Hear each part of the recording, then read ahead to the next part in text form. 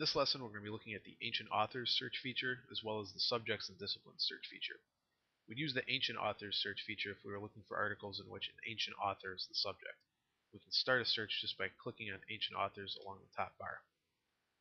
After we've clicked on the top bar, you'll notice that a search box has appeared prompting us for the name of an author, and this is a good point to note that this database uses a Latin naming convention.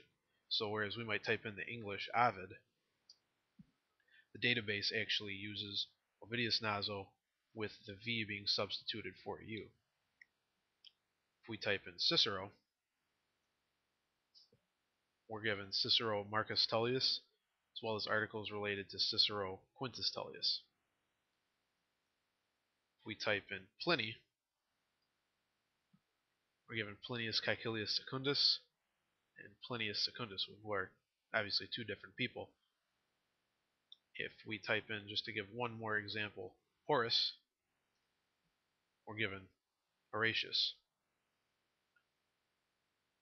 As we did before, to select these search results, we can just click the checkbox next to a name, click Confirm the selection.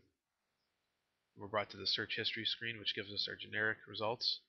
To get more detailed information, we can click Read the Total. This gives us an overview of our results. And then to get a record level detail, we can click on the Open Book icon to see the full record.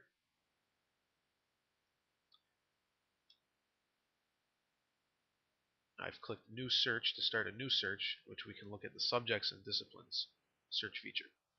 This search feature allows you to get a broad view of articles published about a narrower field within classics.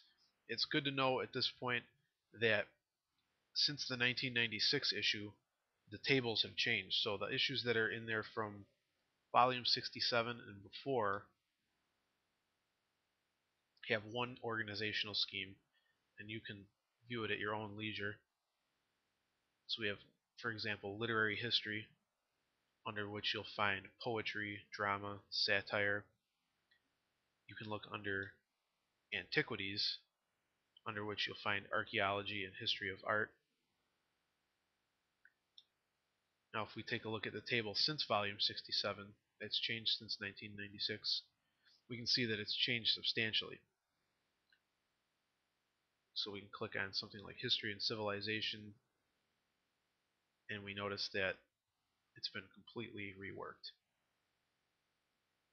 If we were interested in archaeology, we'd have to look under non-literary sources, where it was under antiquities previously. And we can also see that we're given the option of searching by country or town for a particular site or particular collections within museums.